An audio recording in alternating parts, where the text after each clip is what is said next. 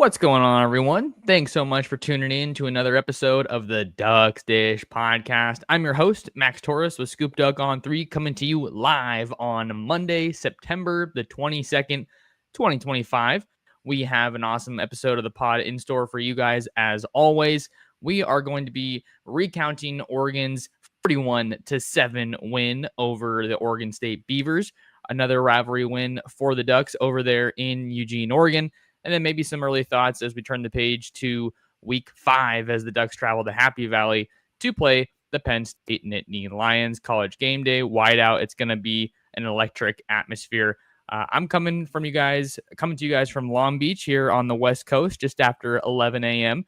And joining me from his spot in Medford, Oregon is Scoop Duck owner and publisher Justin Hopkins. J-Hop, good morning. How are you?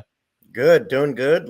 Like you know, but these folks don't know. I was able to fix the fan on my laptop computer, so that annoying buzzing sound you probably heard the last couple of videos is gone. So it's good for my mental sanity. It's going to make this video much more enjoyable, and hopefully it makes my computer very efficient and ready to go for this weekend, because we got plenty to talk about all week and all weekend. It's going to be a very fun time this week. It's always a fun time over at Scoop Duck, but especially this week. I mean, Oregon's in the game of the week, and we're going to have you guys covered every step of the way. So make sure you check out Scoop Duck on 3. Awesome community, thousands of other Duck fans, $1 to get you started. That's kind of the run through right now. If you guys have a question or comment, make sure to throw it in the live chat, and Justin and I will do our absolute best to get to as many as we can. Got a comment here off the top from our guy, Marty. Who says, thank you for all you do. Thank you for tuning in, Marty. Glad that you're here for the show. So we're going to break down Oregon's win over Oregon State, Justin, 41-7. The Ducks had a little bit of a sluggish start for the second straight week. We kind of saw that against Northwestern last week. And then this week it was tied at 7 coming out of the first quarter. But after that, it really seemed like the Ducks settled in, had almost 600 yards of total offense, and they held Oregon State to under 150 total yards of offense. So wherever you want to get started, man, it was a beatdown like we kind of all anticipated. Yeah, it was. And for some reason, it still doesn't feel like it, but it was. I mean, and you just got to appreciate that when your football team is good enough to beat, what used to be a conference opponent, it really wasn't that long ago. It feels like forever. When they're able to beat an opponent like that, 41-7, that's a butt whooping. And, like you said, it was 7-7 at one point, and then Oregon got going and never looked back. And, I did go back and rewatch the game, and, I thought Oregon State came out with a little bit of gusto at the beginning and, kind of had a fire lit under their butts. And like we've seen in a number of games already this year, Northwestern being a specific one, Oregon State really tried to do what Northwestern did, which was, take the air out of the football, long sustained drives, use the run game, try to keep the ball out of Dante Moore's hands, and ultimately try to keep this game from getting, out of whack within the first 10 minutes. And I don't fault them for it. If I, was leading the Beavers and knew I was a 30-something point underdog, I'd probably try and do the same thing. So I think folks do need to take a step back and just kind of look at the scope and what's going on. You're not going to pick the ball off just because they throw it every time. You're not going to stop them for no gain every time they rush the football just because they're running the ball and you're better than them. Your goal at the end of the day is to score more points than them. Oregon clearly did that, a 41-7 win. Didn't feel like there was really any injuries that came out of that game for the most part. Looked like everybody walked away healthy. You got a big win, and now you know what's ahead. So, like I said, upon second review, I was at the game, but upon second review on TV, it just, it was a really sluggish first half. Oregon got going, never looked back. And I know one of the big discussion points around this year's squad, Justin, has been Oregon's ability to stop the run. That's really where they start on both sides of the ball. That's just their mentality, their philosophy. They want to run the ball when they have it, and they want to stop the run when their opponents have it. And I think they checked that box in a big way. Both those boxes, I think they had like 280 yards rushing on the day. Yeah, 280 yards rushing for Oregon. And then on the other side, they limited Oregon State to 67 yards rushing. And that came out to 2.6 yards a carry, which is, I think Oregon tried to shoot for that 3 yards a carry mark. Anything below that, they're usually happy with. Granted that this was kind of a step down an opponent from Northwestern, who they saw the week before, but I think that Oregon's defensive line did show some improvement in that regard, and maybe not as much pass rush or pressure on Malik Murphy as some might have expected, and that's kind of been a theme this year. I feel like it's a byproduct of the group kind of gelling and getting going, but also I think a lot of people know that Oregon has some really good defensive linemen and edge rushers, so they kind of come in with the attempt and the focus on getting that ball out of there fast when they are dropping back to pass. So I think that was a positive that we saw from this game, and really it was that first quarter that they kind of took to settle in, and like they got off to a fast start with that first drive. They took the ball down the field, and then beautiful fade ball, back shoulder, I should say, from Dante Moore to Decorian Moore, that more-to-more connection that has fans going crazy this year. They got on the board, and then they kind of sputtered a little bit there in the first quarter, but they obviously got their legs under him. Yeah, I mean, I want to say I think Oregon scored on 3 or 4 possessions in the first half. I mean, they just didn't have a ton of possessions. They ended up with 21 points. Maybe it was 3 of 5. I could be wrong. My memory's not very good these days. But you get my point. Like, they were pretty effective. And I think you've made the point before, but, Oregon State, like Northwestern, had about 1 or 2 decent, runs against Oregon. And yeah, those still count. But when you start taking some of those out and looking at the yards per carry against Oregon and the rush defense, it's really low. Like, it's really low. So, I think I think there are things that Oregon can improve and clean up in the run defense, but it's not like they need to make, wholesale changes by any means. And I also think when they play an opponent like Penn State, you're going to see Oregon do things differently up front. We really haven't seen them do like a really big bodied front, which they have the personnel for. And so I would think against Penn State, you probably will see a little bit more of that, because that's going to, that's a better team, better talent. They're going to be able to run the ball. They're going to run the ball. You've got to expect that. And so, if you're an Oregon fan and your baseline is, hey, Oregon's got to stop them for no gain on every rush attempt, you're going to be disappointed. It's not going to happen. So, keep the game in check. And one thing I would say, I think Oregon's done a good job, to your point, getting like pressure to the quarterback, which hasn't necessarily resulted in a sack. But you look at Malik Murphy and you look at Northwestern's quarterback the week before, those guys are pretty athletic. They can move. We've had quarterbacks at Oregon the same way. They might be moving and be able to evade those sacks, but still that pressure and moving them around so they aren't just standing in a pocket like a statue able to look downfield makes it really difficult for them to complete passes. So just because there's not 8 sacks in a game doesn't mean that they're not getting pressure. And I know that wasn't your point, but I think fans in general need to look at it in that fashion. Like, hey, is he getting 6 seconds to stand back there and just throw the football and not have to move? Absolutely not. That's not been the case hardly ever. And so I think hopefully against Drew Aller this weekend in Penn State, who's not quite the runner those guys are, maybe those sacks will come. And to just put a little bit of this defensive dominance in perspective for the Ducks against the Beavers, looking at their drive chart against the Ducks, you had punt, touchdown, punt, punt, punt, punt, punt, punt, fumble, punt. So there was nothing doing at the office for the Beavers, on offense, aside from that one touchdown drive. And I think that was a really good thing to see from the Ducks. And they're still shifting quite a bit in the secondary, moving some guys around. And I think that they're getting some clarity there as far as who their go-to guys are. But I think you just want to get as many guys reps on the field at this point in the season before you have a big game on your plate like Penn State. Let's get to one of these live questions from our guy, Andrew, longtime viewer. He's here about every show. He says, here's a bit of a non-typical question. Why is it the Ducks can never seem to get touchdowns on the fades they run to Casper when he has 7 inches or more on the defensive backs? Is he just not that good at those contested balls? I think this is a very reasonable question because Kyler Casper is the biggest wide receiver that Oregon has in their room, 6'5", maybe 6'6", at the absolute tallest. And that's really like those kind of plays, Justin, are like the ones that I think you scheme up for Casper, but for whatever reason, it just hasn't come together. And, sometimes I think the defensive back just realizes that they're in a bad situation. Like, I am severely outmatched here, and maybe they just grab onto him and to try to to try to prevent a touchdown, or maybe sometimes it just doesn't come together and he can't get his hand on it. So I've been a little bit scratching my head about this one as well, Andrew, and for whatever reason, it just hasn't come together for Casper and his time at Oregon. So I don't know. You keep trying as much as you can, but I do wonder when that's going to come together. Yeah, I mean it's a sensible question. I don't have an answer for you. Obviously, not at practice. Don't even get to go watch him stretch anymore. But look, Kyler Casper, great kid. He's got the lineage. Maybe he's just taking a little bit more time to develop. Got to appreciate that he's putting in the work week in and week out. Hasn't transferred, hasn't left. Seemingly hasn't thrown a fit. Not in the doghouse. So, I'm sure it's something that the staff's working on and would like to have in the arsenal. But at this point, how much do you need it, right?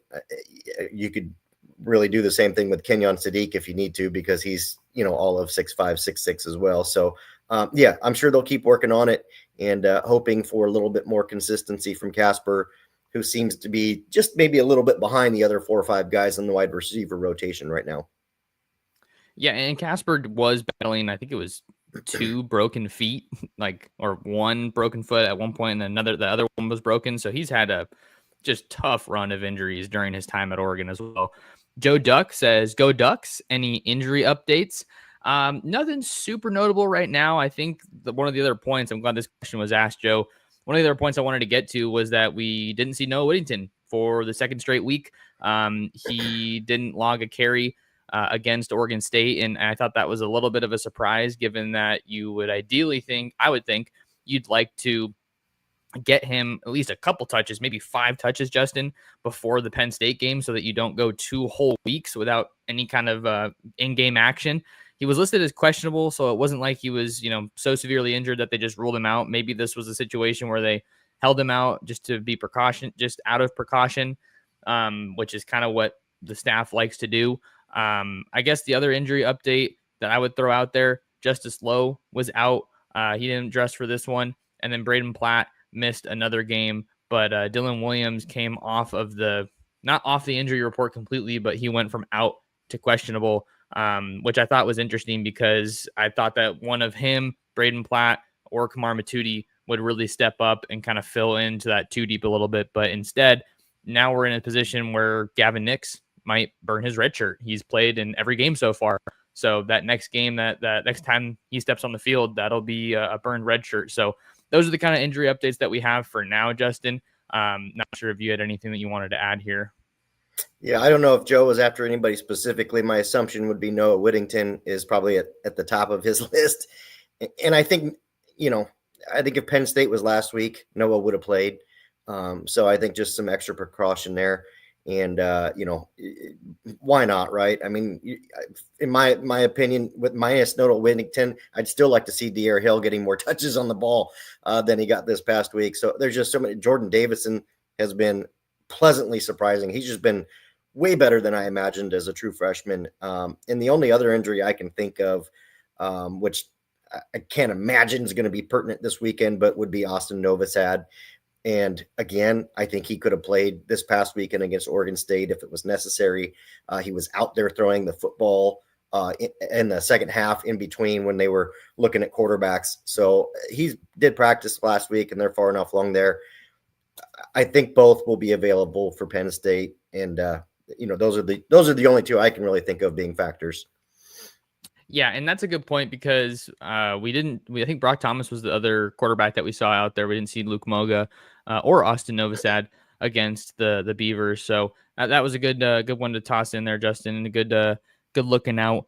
We got another one from Marty Marr, who says, "Do you feel confident we can contain Penn State's run game? That will be key in our success, making Drew beat us." Yeah, this is a good question, because Penn State is a team that's known for their running back play. I mean, they got some terrific news when both of those backs, I think it's Katron Allen and Singleton. Is that the other guy's name I want to say? Yeah, Nick Singleton, yep. Nick Singleton. They both came back after just a tremendous 2024 campaign. And God, it's hard to say, because Oregon hasn't really had, aside from Montana State, like a really good test running the ball. And I mean, I don't even know if I would call Montana State a good test from a talent perspective compared to Penn State. So I don't even know. Contain might be the right word, because you're probably not going to stop the Penn State run game outright.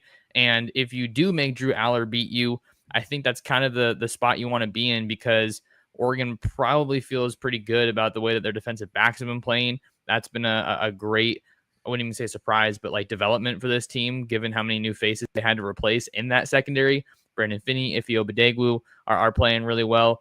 And Aaron Flowers has been a stud so far, I would say, through 4 games. So I think you hit the nail on the head there, Marty.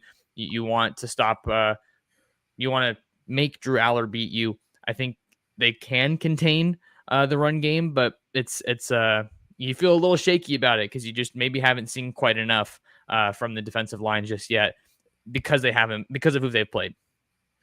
Yeah, I mean, I think if you're Dan Lanning, Tosh Lupoy, Chris Hampton, I think your goal is to put them in obvious passing situations as much as possible, because at least then you've got an idea what's coming, right? And, that's what makes a team like Penn State and Oregon too, but makes those teams dangerous, is when they're looking at 3rd and 4 or 3rd and 3, you can call either play. You could, pass, you can run and potentially get the first down. So I think if Oregon can find success early on in 1st and 2nd down, excuse me, and force Penn State to be looking at 3rd and 7, 3rd and 8, which is obviously a little bit tougher to, achieve a first down running the ball. I think that's the goal, right? And so, like you said, that becomes containing the run game, not stopping the run game. And, so again, if Penn State's able to consistently rip off, 5, 6, even 7 yarders, on first down, that's going to set up their offense for a lot of success. And that's obviously not what Oregon wants to see. So I like your question. Do I feel confident? I feel confident that Oregon can do enough to slow down this rush attack. It is a very good and potent rush attack.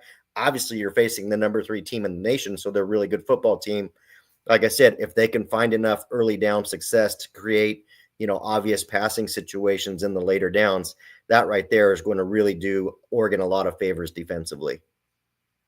We'll have more thoughts on Oregon's win over Oregon State and looking ahead to Penn State right after this. Duck fans, are you going to an Oregon game this season? If you are, the Oakway Lifestyle Center at the corner of Oakway and Coburg is the destination for Duck fans. Whatever you're looking for, they've got it all. Get a bite to eat at Center River Brewing or PF Chang's. Check out shops like Lululemon or Nordstrom Rack. Need a place to stay? Book your lodging at the Hyatt Place at Oakway Center and visit their rooftop bar. The Oakway Lifestyle Center is walking distance from Autzen Stadium, has something for everybody, and is a great post-game place to celebrate another Duck victory. Max Torres and Justin Hopkins of Scoop Duck on 3 back with you on a Monday here on the Ducks Dish podcast. The Ducks are looking ahead to Penn State. Not even looking ahead. That's the team they're playing this week. They travel all the way to Happy Valley for their first major Big Ten road matchup, or Big Ten matchup, point blank, of the year. And we've been having a great time here on the pod with some questions from some subscribers and viewers here. And this one's actually an interesting one. This one comes from Captain Hiltz. And he says, what do you guys think about how travel and the whiteout environment may play a factor with the young team? Will Lanning have them ready mentally? And I'm really glad this got asked, because our buddy Greg Pell over at Blue and White Illustrated, the On 3 Penn State site, actually told Justin and I a little bit of an interesting note. He talked about how Oregon is going to stay in Altoona instead of State College, which is something unique. And he also added that visiting teams kind of switch between State College hotels, but they never stay outside of the town itself. So I thought that was kind of an interesting little nugget, Justin, that Greg put on our radar. Just to address the question, I'm interested to see how they travel. I think they played against Wisconsin last year, and probably their craziest road matchup of the year. And they really showed up when it mattered most. Maybe it wasn't the prettiest game, but I think that you're going to see Lanning maybe looking back to that matchup and drawing from it for this young team. Yeah, I mean, these are the games that you go to Oregon for. These are the games that you go to Penn State for. These are the games where your coach shouldn't have to do much to get you excited about, right? I mean, let's just kind of fast forward. Oregon is not going to have to motivate the hell out of the team to get them ready for Washington, right? That game motivates itself. Now you've got obviously ESPN College Game Day coming to town, wide out. You're gonna have gazillion eyeballs on this game that aren't Oregon or Penn State fans. So to answer your question, I have a really tough time believing that this team will come out and completely just be dead in the game. Now you could point to the Rose Bowl in Ohio State, and I totally recognize what happened there, and that Oregon was flat. Completely different circumstances, right? You were off for a month. You had Christmas in there. You had all kinds of stuff going on. Didn't work out. I think Lanning will learn from that first and foremost. Secondly, I do like that Oregon really didn't have a bye this week. They kind of did, but they didn't. You still had to get game ready, go out there and execute. So, I think Oregon should be sharp. I like that, maybe Dan Lanning, Marshall Malco, and the guys decided to stay in Altoona, which to me probably signals that they're hoping to eliminate some distractions, keep the guys focused, just kind of be able to do some of those things, because State College isn't very big and there's not a lot of room to run and hide in there. So this probably, made some sense for them to be able to just kind of really focus on the game. So great question. And I love it, but we'll find out. But I have a really tough time believing that they're about to go play in the whiteout against the number 3 team in the country and not be mentally ready. If that's the case, then we've got problems. I think they're going to be mentally ready, but at the same time, maybe there is some level of concern given how they've started the last 2 games, but also it's going to be different from the Northwestern game, for instance, because that was an early kick. This one's going to be at 7:30 Eastern, 4:30 body clock time. So I think it's going to be an awesome environment. I mean, that's what Penn State is known for, their whiteout game. And on the similar note, we got a question here from David that we can just kind of maybe parlay here. David says, been a lot of talk about how Dante handles the atmosphere. I'm more curious about how it affects Aller. Kid's got a lot of pressure on him. Yeah, I think that's definitely a good question and a reasonable comment to make, because that's been one of my favorite parts about watching Dante play. I mean, he had some amazing throws in that game, Justin, but just the way he carries himself and the poise he plays with, I feel like a broken record saying it, but you just love to see that from your quarterback, because it inspires confidence in the coaching staff. It inspires confidence in the rest of the team. And I think that Penn State, even though they are undefeated and 3-0, like we probably expected, that they haven't necessarily had the best. I think you probably give Oregon the advantage as far as being a little bit more tested this year. Penn State's played UNR, Reno. They've played FIU, and then they played Villanova on September 13th, and they had last week off. So I think you could probably say, when you're talking about rest and all that and just who's been more battle tested going into this game, maybe you give Oregon the advantage there. I think for Aller, it's a huge opportunity, right? I'm sure he's had this game circled on his schedule for a while, but he's played in some big games himself. So I think both guys have pressure on him, but I'm pretty confident in how Dante's going to show up. Well, I don't think there's a player in this game on either side of the football on either team that has more pressure on them than Drew Aller. I mean, he basically, if you go back to preseason, this is a guy that a lot of people, expected to be an early round NFL guy, first round NFL guy, should be competing for a Heisman Trophy. And so far he's looked incredibly pedestrian. And so we know it's in there. So maybe it comes out this weekend.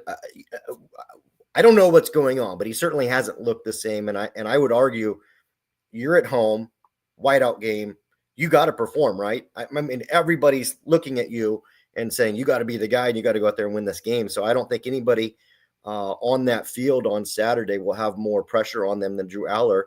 And so it's going to be, how does he respond to that pressure? And, you kind of look at, like, what if the Penn State offense starts out and sputters to start the game through the first quarter, through most of the first half? Does the crowd get really quiet? Do they even potentially boo? I don't know. We're just asking questions that are kind of reasonable. But so again, I think Drew Aller's got to come out fired up. And Dante's he's just such a level guy, right? You just don't see him go like, we've only seen him fist pump like one time all year, and he just kind of keeps it level headed and throws touchdowns and walks off the field. And so I like that. And again, there's going to be some pressure on him. Everybody knows that, but hopefully these two guys are ready. It's going to be a hell of a game. God, I'm so excited. I'm super excited for this one. It's going to be great. The Ducks are going to have the national spotlight on them, be in the national spotlight, and it should be a great test for sure. Let's see where else we can go. I want to get back to the Oregon State game a little bit, Justin, because it feels like we've been talking a whole lot of Penn State. I really liked the James Ferguson Reynolds fake punt. It sounded like in the postgame presser that he had the opportunity to make that read, which I thought was kind of cool. He can kind of just go out there based on feel. And he also had a beautiful punt that I thought looked a little gross coming off of his foot, but then it ended up just settling ever so beautifully there inside the 10 or maybe inside the 5. He's been a great bright spot for this team when he's called upon, but he hasn't had a lot of work so far this year because the offense has been so dominant. I think that the balance that we've seen from this Oregon offense has just been tremendous. Pass or run, they can really get it done both ways. The defense, the inside linebacker play has been really encouraging in recent weeks. Bryce Betcher had himself a hell of a game. I think he had almost 10 tackles in the first half alone. Jerry Mixon batted a ball down, and he continues to be incredibly active in his level of play. And I just think that you're seeing the arrow steadily increase each week. But I say all that knowing that they haven't played some really quality opponents just yet. So you again turn to the Penn State game and say, all right, it's time to put up or shut up and see where this team's really at. And I would also add, Justin, that I don't think this is a season definer of a game, especially in the time of the expanded playoff. Well, this is the test. Oregon State wasn't a test. Northwestern, not a test. Montana State, not a test. Those weren't test games. This is a test game. This is a game. That's why we're talking about it way more than the Oregon State game. This is a game that is going to draw a lot of eyeballs, and both teams are going to be measured moving forward based on the outcome. I mean, we've already seen it already. Some of these early ranked games and close losses, the losing team has not been dinged very heavily. I mean, Notre Dame is still ranked. I don't even know how's that even possible, right? So, like you said, this is going to be the test. This does not define the season, win or lose. This tells you, hey, this is where we're at. Here's where we need to get better.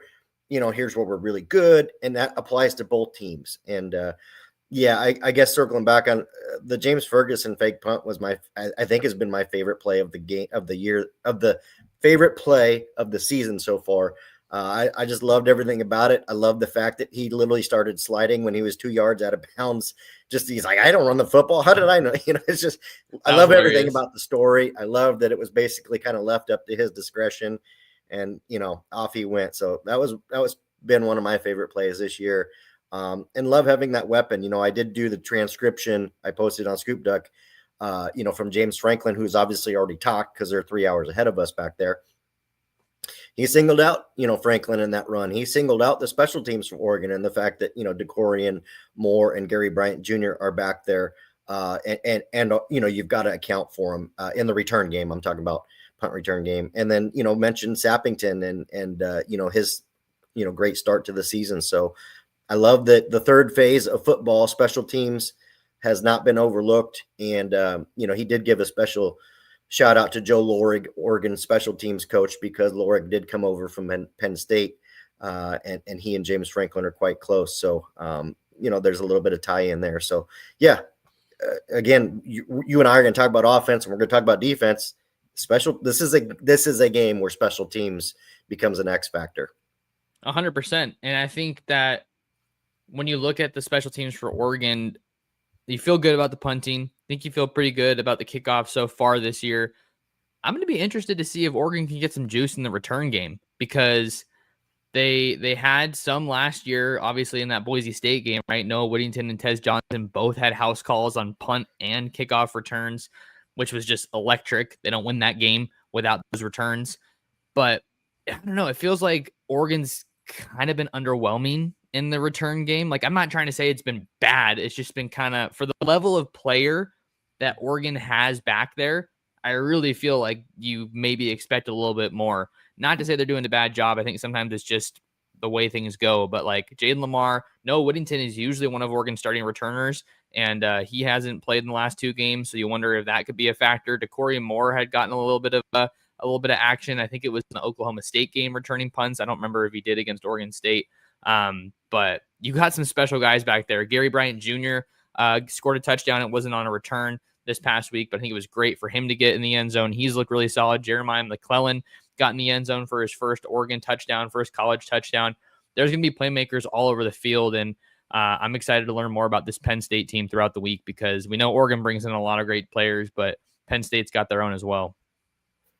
Yeah, I don't really have much more to add there on top of that. But like I said, pay attention to special teams, because, missed or made field goals, mistakes on punts, mistakes on kickoffs, kickoff returns and punt returns, all those things are magnified in a game like this and can really help shape the outcome of a game. So hopefully, Oregon kind of hits that extra gear, if you will, in the special teams. I think we could see it. This is a perfect time for it to show up and make a big impact on the game. We're right about that 30-minute mark, Justin. So I think we're going to kind of start to wind down the show here. But just again, if you guys like listening to Justin and I here on the Ducks Dish podcast, I think you'll enjoy what we have going on over at scoopduck.com. $1 gets you a membership started.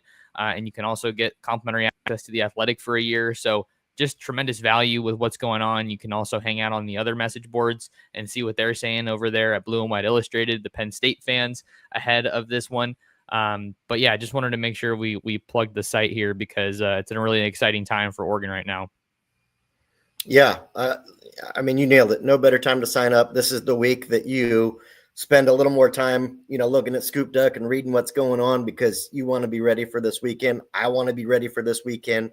And we've got some great stuff planned this week with Sean Fitz and our Blue and White Illustrated Penn State on 3 site. We're going to be doing some crossover work this week. And so you'll be able to get, their insight to the team and just kind of how they look at this game from the other side. So come give us a shot, and you're going to get the best of both worlds this week. If you guys want to find more of Justin, you can follow him at jhopkinssd. You can find me anywhere at Torres Sports. Subscribe to scoopduck.com. Subscribe to the Scoop Duck on 3 YouTube channel, and share the Ducks Dish podcast with your friends, with your family, and with other Duck fans. But until next time, thank you guys for tuning in.